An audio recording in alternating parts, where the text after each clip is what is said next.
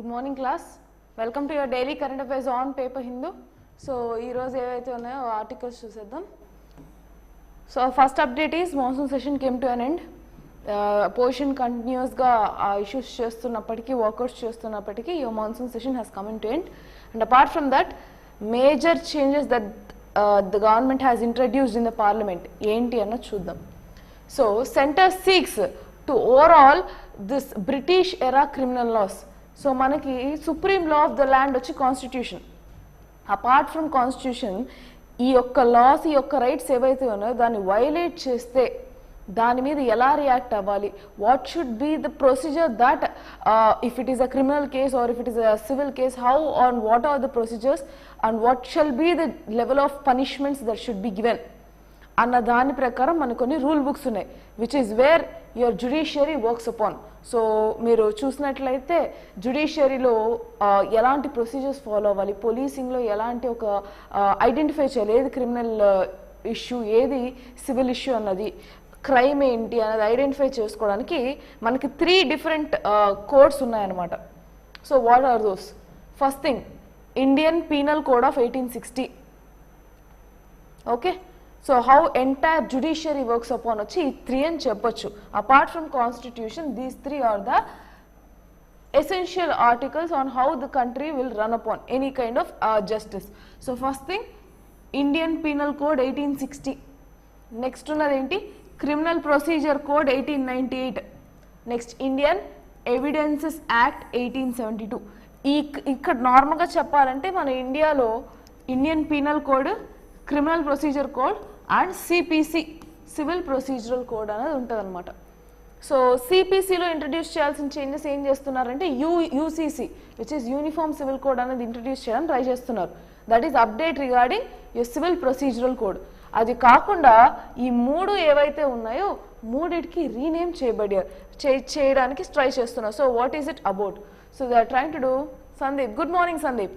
So what they are trying to do is that ఏవైతే ఈ articles ఈ యొక్క కోడ్స్ ఏవైతే ఉన్నాయో how the country will run, what are the procedures to be followed if a particular law is being abridged, అలాంటప్పుడు ఏవి follow అవ్వాలి అన్న దాని యొక్క లాస్ పేర్లను మార్చేశారు, terming it that it is a colonized era type of acts. So British వాళ్ళు ఎప్పుడైతే ఇక్కడ ఉన్నారో, good morning Sunil, sure I'll take it into consideration. Present మేము ఆంధ్రాలో ఉన్నాం కాబట్టి నేను విజయవాడ ఎడిషన్ తీసుకుంటున్నాను. సో ఫార్ మీకు UPSC related group 1 AP related అయితే కవర్ అయిపోతుందండి. సో తెలంగాణ అంటే మేము again I have take with some other articles, but yeah I surely consider that. Fine. So what is the issue here? Yes, వీళ్ళు ఏం చేస్తున్నారు, CPC, CrPC, next ఈ evidences law, Indian evidences act ఏవైతే ఉన్నాయో వీటన్నిటిని names rename చేస్తున్నారు. ఏమని చెప్తున్నారు? బ్రిటిష్ టైంలో ఇంట్రడ్యూస్ చేసినారా, ఆ టైంలో ఇంట్రడ్యూస్ చేసిన యాక్ట్స్ ఇవి. సో ఆ కొలోనియల్ మైండ్ సెట్ లానే ఉన్నాయి అవి. So we are trying to make it more friendly. అందుకే సెడిషన్ లాను కూడా తీసేస్తాము అని చెప్పింది government. Okay, so will see what are the change in names also. So centre 6 to overall British era criminal laws. So overall అంటే దాన్ని కంప్లీట్గా change చేస్తున్నారు అని. Overall there is a change. So IPC, CrPC and evidences act to be amended. Other proposals include death for mob lynching and 10 year jail for physical relations on the false promise of marriage, repeal of section on sedition. So ఇందులో new amendments ఏంటి అని చూడండి. Rename చేశారన్న ఒక్కటే కాదు point. So ఏమేమి rename చేశారు first చెప్తాను. So first major things changes, ఆ తర్వాత ఇంకా మైనర్గా ఇంకే చేంజెస్ ఉన్నాయో చెప్తాను. First Indian penal code of 1816 ఎలా మారుస్తున్నారు చూడండి. భారతీయ న్యాయ సంహిత, Hindi name Bharatiya Nyaya Sanhita. Next criminal procedure act of 1898. So 1898లో ఉన్న క్రిమినల్ ప్రొసీజర్ యాక్ట్ని ఎలా రీప్లేస్ చేస్తున్నారు? దాన్ని BNSS which is Bharatiya Nagarik Suraksha Samhita. Suraksha Samhita, criminal procedural code Suraksha Samhita. Next evidence అంటే సాక్ష్యం కదా, so Bharatiya Sakshya, that is evidence act. ఈ rename జరిగింది. ఇది మేజర్ అనమాట.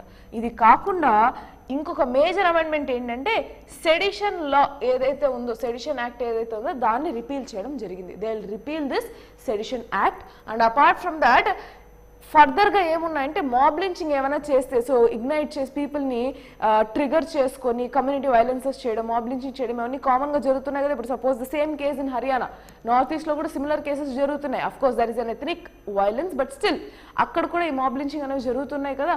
All over parts of India ఏదో ఒక టైంలో ఎక్కడో ఒక చోట ఈ మాబ్ లించింగ్ అనేది జరుగుతుంది. సో వాటి మీద ఎవరైతే ఇగ్నైట్ చేస్తున్నారో పీపుల్ని, వాళ్ళకి ఈ డెత్ పనిష్మెంట్ అనేది అవార్డ్ చేస్తామని చెప్పారు. Next 10 year jail for physical relations on the false promise of marriage. So ఎవరైతే ఈ లివ్ ఇన్ కానీ లేదా ఫిజికల్ రిలేషన్షిప్ తీసుకొని in the name of marriage, so will marry you అన్న ఒక ప్రామిస్ చేస్తూ వాళ్ళ రిలేషన్షిప్కి దిగారు, and if finally that women or that man is under laws, then they will be having 10 year jail as a punishment. Okay fine. So దీని మీద ఒకసారి article చూద్దాం. So after this we will see what are the opposition are other states opinion about this.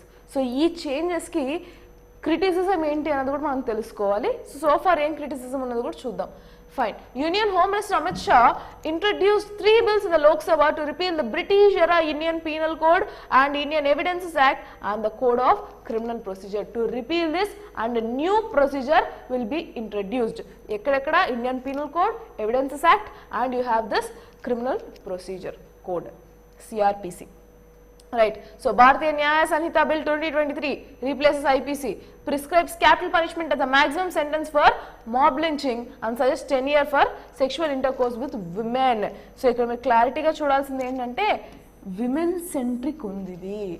So in the name of marriage, if they go into a physical relationship with a woman, then a false promise ki 10 year imprisonment. Why?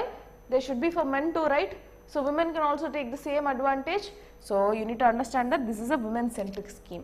Adoka criticism ani kuda anachu, because any of the bill should be so far after this gender identity it should be like neutral. Almost of the act should be gender neutral, but majority of the cases women are at the losing end kabatti women తీసుకుంటున్నారు, right? So the bill however states that the sexual intercourse by a man with his own wife and the wife not being under 18 year age is not a rape. So ఇంకొకటి చూసుకోవాల్సింది ఏంటి అంటే marital rape is not a rape అని చెప్తున్నారు. What is marital rape? So పెళ్లి చేసుకొని వైఫ్కి interest లేకపోయినా సెక్షువల్ ఇంటర్కోర్స్లో కానీ వాళ్ళు ఇన్వాల్వ్ అయితే then that is not, and considering that particular wife is not under the age of 18, if she is a major and if that particular husband is having a physical intercourse with wife irrespective of her interest, that is considered as marital rape, but it is not a criminalized act in India. Adi manam telusukovali. So adi criminalized kaadu, so it is not a rape annadi mention chestunnaru. Apart from that, Mr. Shah said that the section on sedition has been repealed. So in the name of violence, so violence create chestarana dantone villan తీసుకెళ్ళి లోపలికి వేసేస్తారు కదా. So sedition loss ఏవైతే ఉన్నాయో అవిని complete గా repeal చేస్తున్నామని చెప్తున్నారు. So bill for the first time defines terrorism and offences such as separatism. So ఇది ఇంకా ఇంపార్టెంట్ థింగ్. ఈ మొత్తం ఆర్టికల్ చాలా ఇంపార్టెంట్ అండి, ఎందుకంటే బ్రిటిష్ టైంలో ఇంట్రడ్యూస్ చేసిన నేమ్స్, బ్రిటిష్ టైంలోంచి ఫాలో అయ్యే జుడిస్డిక్షన్ ఏవైతే ఉన్నాయో, జుడిషియరీ రిలేటెడ్ డాక్యుమెంట్స్ ఏవైతే ఉన్నాయో దానిలో అమెండ్మెంట్స్ చిన్న చేసినప్పటికీ ఇది ఓవరాల్గా రిపీల్ చేసి కొత్తగా ఇంట్రడ్యూస్ చేస్తుంది కాబట్టి very very important. Okay, huge changes కదా, right. So the bill for the first time defines terrorism and other offences. So టెర్రరిజంని అదర్ అఫెన్సెస్ని for the first time define చేశారు. ఏమని? Separatism. So which separates, the intention behind that particular act is separating people. Okay, next armed rebellion against the government. So ఇప్పుడు మీరు అర్థం చేసుకోవాల్సింది ఏంటి, ఎవరైనా సరే ఆర్మ్తో వెపనరీస్తో గవర్నమెంట్కి అగెయిన్స్ట్గా ఫైట్ చేస్తున్నారు అంటే వాళ్ళని టెర్రరిస్ట్ అని అంటారు, irrespective of their motto. So challenging the sovereignty of the country. ఇంకొక పాయింట్ చూడండి. So however what ever that they are doing, but they are challenging the sovereignty, అంటే మన బార్డర్స్ని మన యొక్క ఇంటర్నల్ డెసిషన్స్ని కాంప్రమైజ్ అయ్యే విధంగా ఎవరైనా చేస్తున్నారు అంటే that is also called, that is also being termed as terrorism. Okay, fine, which was earlier mentioned under different provisions of law. So ఇవన్నిటిని డిఫరెంట్ ప్రొవిజన్స్ లో మెన్షన్ చేశారు. Even armed rebellion under emergency ఇలా ఒక్కొక్కటి ఒక్కొక్క చోట చెప్పారు. అన్నిటినీ కలిపి దాన్ని టెర్రరిజం కింద డిఫైన్ చేశారు. సో ఓవరాల్ ఇంటిగ్రేట్ చేసి పడేశారు దాన్ని. So this all comes under terrorist activities అని చెప్పారు. So the bill proposes 313 amendments that will revolutionary change the criminal justice system. So obviously ఉన్నదాన్ని మొత్తం రిపీల్ చేసి కొత్తది ఇంట్రొడ్యూస్ చేస్తున్నట్టే కదా. What they have done, 313 amendments that will bring revolutionary changes. So ఉన్న codes లో మొత్తానికి 313 amendments అనేది తెస్తున్నారు. సో మిస్టర్ షా introduced భారతీయ జన న్యాయ Sangh bill and this particular all 3 bills and it will replace all these. So దీని యొక్క ఇంకా చేంజెస్ మెన్షన్ చేశారండి. So there is a continuation article of this. We will see that also. As this is important, we need to focus more.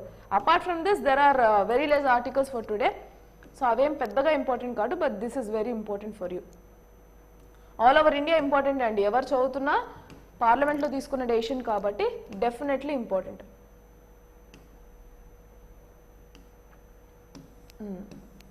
So ఇది continuation article, will see.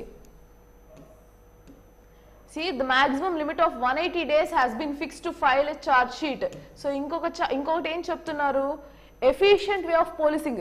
ఇప్పుడు charge sheet ఒకటి file చేయాలి అనుకుందాం, దానికి maximum 180 days లోపలే police charge sheet అనేది file చేయాలి. So given a limitation for that. So cannot take an indefinite plea that investigation is on. Next, police will get 90 days to file a charge sheet, another 90 days to be granted by court, but it cannot exceed that. So court ki 90 days, police ki 90 days. What they are trying to do? Targeted justice. So justice should not be delayed. Another villa motto.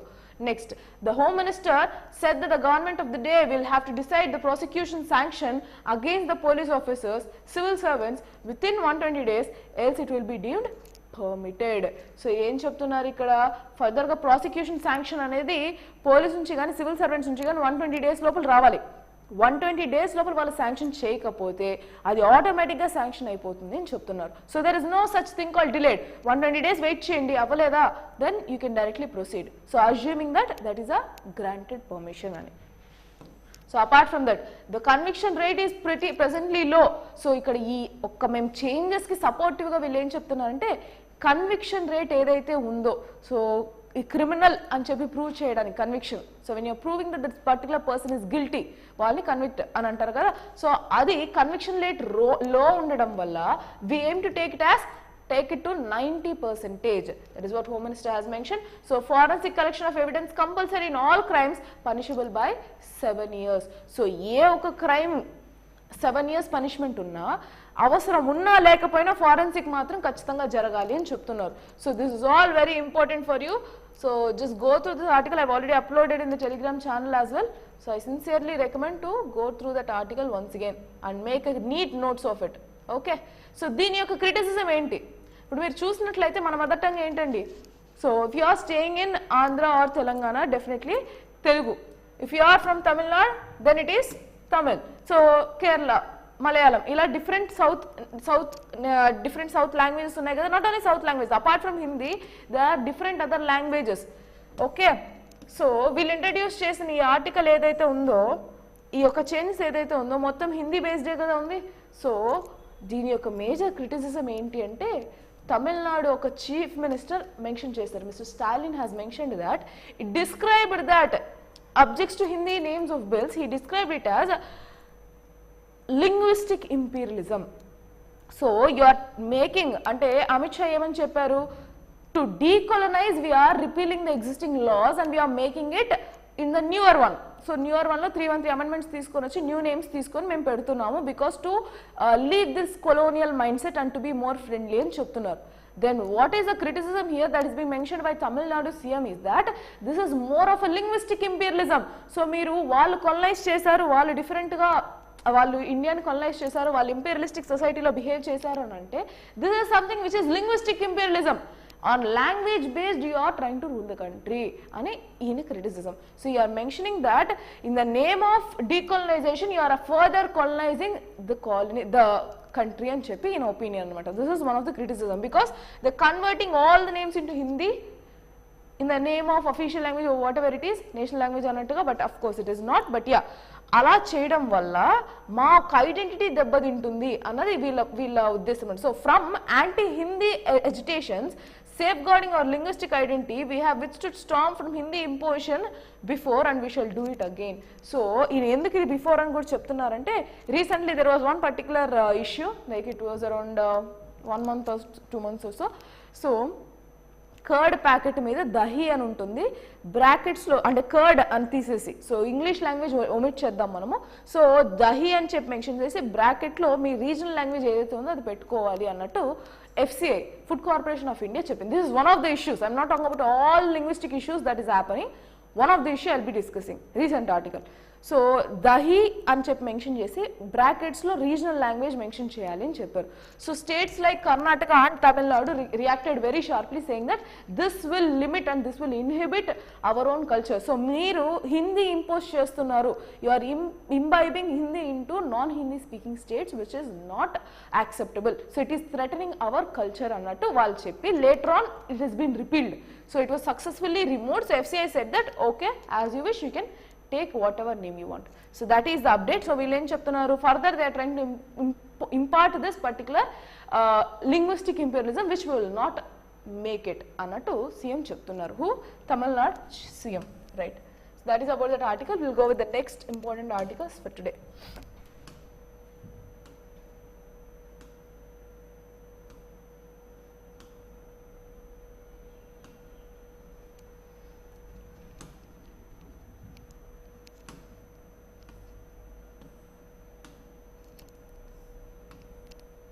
Same thing, అది repetition అనమాట. So I have already given you this. That is why that article I haven't taken. We'll see with the next one. Luna 25 will not affect Chandrayaan, Russian Space Agency. So what is this article about? So మనకు తెలిసింది ఏంటి అంటే Chandrayaan 3 August 23 ఆ టైంకి reach అయిపోతుంది lunar south pole సర్ఫేస్కి అని మనకు తెలుసు. Okay, so far that is the daily article. So Russia కూడా లూనా 25 అనే ఒక శాటిలైట్ని మూన్కి లాంచ్ చేసింది అనమాట. నౌ ద కంట్రీస్ వాళ్ళు ఏమని చెప్తున్నారంటే జస్టిఫికేషన్, మేము ల్యాండ్ అయ్యే సర్ఫేస్కి మీకు చాలా డిఫరెన్స్, చాలా స్పేస్ ఉంది. So it will not collide or it will not impact anything on Chandrayaan అని చెప్తున్నారు.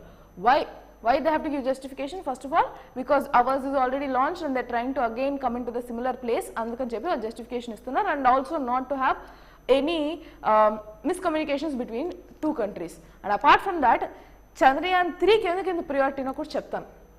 మనం సౌత్ పోల్కి వెళ్ళాలని ట్రై చేస్తున్నాం. So which is north pole ఎప్పుడు మనకి north pole or north side of moon ఎప్పుడు మనకు కనబడుతుంది. So southern side or the opposite side ఎప్పుడు ఎర్త్ వాళ్ళకి ఎవరికి విజిబుల్ ఉండదు అనమాట. So this Chandrayaan 3 will be launching on this particular side. So far no other country in the world have launch their vehicle, launch their any satellite to this particular south pole. So India సక్సెస్ఫుల్గా launch చేసిందంటే India will be the first country to launch it's satellite into south pole of the moon. Okay, so andukani cheppi even Russia is trying to compete that is obvious. So they are giving clarity that we will not be interrupting any of your work and definitely our launching places somewhere different అని చెప్తున్నారు. So what they are mentioning, ఇది ఖచ్చితంగా launch చేయబడే place, మీరు launch అయ్యే ప్లేస్కి మేము launch చేసే ప్లేస్కి చాలా డిఫరెన్స్ ఉంది. So it will not effect Chandrayaan అని క్లారిటీ ఇస్తున్నారు. Everything is same, you need to note 2 names, Luna 25 by Russian Space Agency and మనకు తెలిసిందే మన Chandrayaan 3 from ISRO. Okay, the same thing they have mentioned here. So yeah, ikkada chudandi, both aiming same thing. That is why they are trying to rush up ante inkem ledhu. See, India and Russia both aiming to be the first ever country to land on the moon south pole. So India kanna mundu vallu pedithe vallu first avutaru, India first velte manam first country avutam. That is why they are competing ante, right? So we'll go with the next article.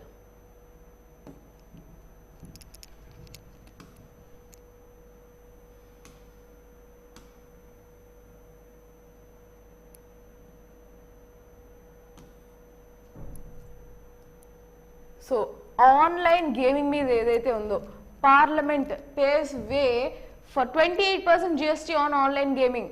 So ఇది already చూసిందే. సో జిఎస్టీని amend చేసి వీళ్ళు ఆ GST bill ఏదైతే ఉందో, act ఏదైతే ఉందో దాన్ని అమెండ్ చేసి వీళ్ళ ఆన్లైన్ గేమింగ్ ప్లాట్ఫామ్స్ ఏవైతే ఉన్నాయో ప్రతి దానికి 28% taxation అనేది ఇస్తుంది. This online gaming also includes cryptocurrency based online games ఉంటాయి కదా, వాటికి కూడా ఇది వర్తిస్తుంది అనమాట. What ever is happening in the country. So the government hopes to roll out a higher levy on casinos, horse racing and e-gaming on October 1st. So it will be in effect from October 1st. So the states will have to amend the respective laws soon. So GST అనుకోండి, GST Act ఖచ్చితంగా amend చేయాల్సిందే. So financial minister assures review of tax after 6 months. అంటే ఏం చెప్తున్నారు, ఇప్పుడు నేను 28% వేస్తా, but I need to further check. So there should be some kind of feedback. Is it effective or is it really diminishing their particular gaming or industry? So మనకు తెలియాలి కదా. So assurance ఇచ్చింది 6 months తర్వాత మేము మళ్ళీ review చేస్తాము how far this is effective. But as of no by October 1st will be introducing this particular 28% GST on online gaming అని చెప్పింది, right. So the parliament on Friday cleared amendments to the GST laws to facilitate a levy of 28% GST on the face value of all bets made in casinos, horse racing and online gaming. So ఇది online gaming ఎందుకు స్పెసిఫిక్గా చెప్తున్నారంటే, so మనకి crypto currency based ఇవన్నీ కూడా ఉన్నాయి కాబట్టి online gaming అని స్పెసిఫిక్గా చెప్తున్నారు. అది కాకుండా క్యాసినోస్కి, హార్స్ రేసింగ్కి కూడా వర్తిస్తుంది అనమాట, right. So along with the amendments of central, so ఏ లాస్ అమెండ్ చేయాలి, it is being mentioned here. So approved by the GST Council earlier this month, the legislative changes moved through integrated GST bill and the central GST. So CGST no integrated GST bill IGST రెండింటిని amend చేయాలి. Include a provision that makes it mandatory for offshore online money gaming firms providing services to Indian users to register in India and pay taxes or face blockages. So ఏం చెప్తున్నారు, మీరు online గేమ్స్తో ఎక్కడైనా సరే ఉండొచ్చు, but ఇక్కడ players ఎవరైతే ఉన్నారో ఆఫ్లైన్లో, see here off shore online money gaming firms ఏవైతే ఇక్కడ ఆఫ్ షోర్లో ఇండియాలో చేసుకుంటూ ఇండియా యొక్క యూజర్స్ ఎవరైతే ఉన్నారో that companies have to pay. So they will identify those online gaming apps and they will give notices to pay. If they are failing to play then that particular website or that particular portal will not be accessible. So blockage అనేది జరుగుతుందని చెప్తున్నారు. So here this will be from October 1st and the respective ministry would be MIT, so electronics and IT ministry. Yeah, that is what you need to understand, right. Same thing they have mentioned. That's it for this particular. So ikkada em cheppa kada crypto kuda include avutundini. See, while the changes will enable GST levy to monitor deposits on gaming portals including those through crypto assets.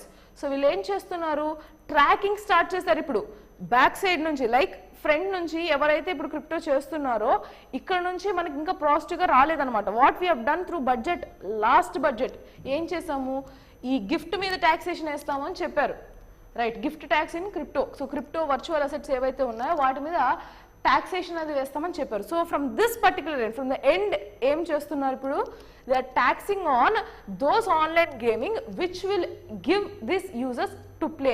So వీళ్ళు crypto assets use చేసి, crypto currencies use చేసి కూడా వాళ్ళు చేస్తున్నట్లయితే ఇది tracking కూడా easy అవుతుంది if they are introducing this particular taxation. That is what you need to know, right.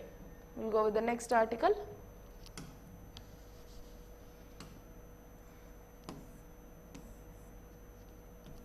Yes, June industrial growth slows to 3.7%. Only industry గురించి మాట్లాడుతున్నాం.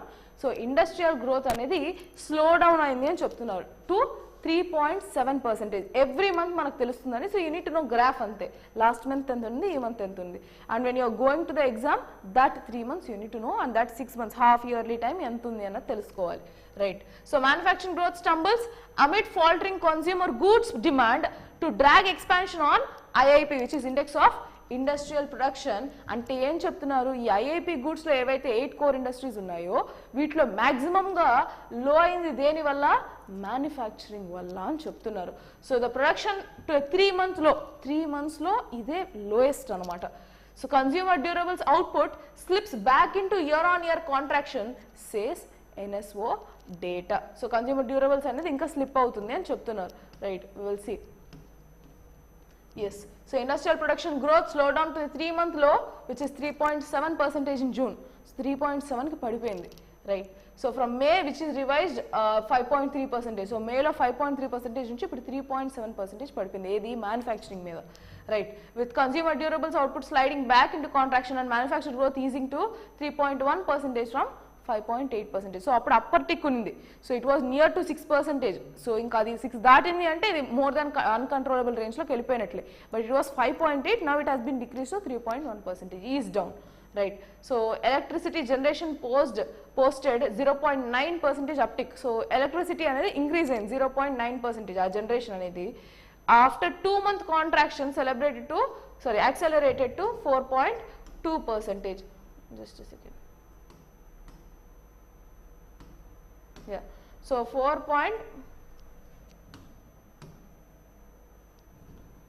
4.2% కి what this particular electricity generation అనేది యాక్సలరేట్ అయింది అని చెప్తున్నారు. Mining అయితే 7.6%, which these numbers are not required. Overall manufacture మీకు 3.7%కి వచ్చింది అన్నది తెలుసుకోండి, ఓవరాల్ ఇండస్ట్రియల్ గ్రోత్ అన్నది. Okay, so each individual thing ఏది పెరిగింది ఏది తగ్గించుద్దాం. ఎలక్ట్రిసిటీ పెరిగింది, మైనింగ్ అవుట్పుట్ క్వికెండ్ అది కూడా ఇంక్రీజ్ అయింది. Then industrial output however shrank to 1.2% sequentially. ఎందుకు? ఇక్కడ మనం చూసినట్లయితే ఈ కన్స్యూమర్ డ్యూరబుల్స్ తగ్గడం వల్ల మిగిలినవన్నీ కూడా పెరిగినా సరే ఓవరాల్గా మీకు 3.7% ష్రింక్ అయింది, 3 monthలో వచ్చింది అని చెప్పి తెలుసుకోవాలి. Right, will go with the next last article for today.